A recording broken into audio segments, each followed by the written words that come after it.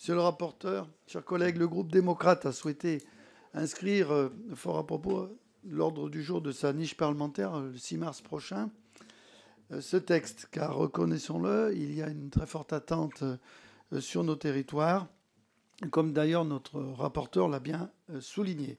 Je pense en premier lieu, bien sûr, aux apiculteurs très impactés.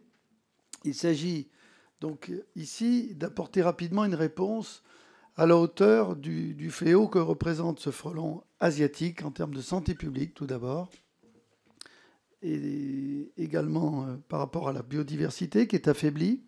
On sait que le frelon décime nos ruchers, qu'il provoque ainsi des pertes économiques pour la filière apicole dans son entier, et que c'est d'ailleurs estimé à plusieurs millions d'euros. Bref, c'est tout un écosystème qui est bouleversé. Ce prédateur a colonisé en 20 ans de manière fulgurante l'ensemble du territoire français.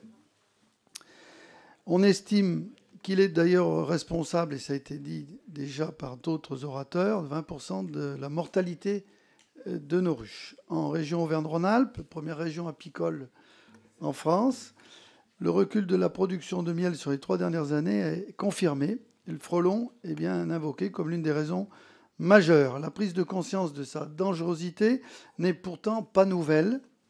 Et depuis son apparition, je le disais, il y a une vingtaine d'années, des plans nationaux et de nombreuses actions territorialisées avaient été tentées. On sait que l'éradication, en l'état de nos connaissances, semble impossible. Mais si je vois les initiatives qui ont pu être prises, comme par exemple dans mon département, le département de la Loire, par le piégeage dans les communes, il y a eu une incitation intéressante, mais malheureusement insuffisante. Alors, face à la forte résilience du frelon asiatique, force est de constater que nos actions locales sont peut-être utiles, mais qu'elles nécessitent aujourd'hui de passer à une autre dimension. Et l'efficacité donc commande une réponse publique coordonnée, cohérente, assortie de moyens budgétaires dédiés. C'est ce que vise ce texte. Je voudrais dire, pour conclure, que ce plan devra être accompagné d'autres mesures pour consolider la situation des apiculteurs français qui doivent faire face simultanément à d'autres difficultés telles que les aléas climatiques et la concurrence déloyale des miels asiatiques frelatés.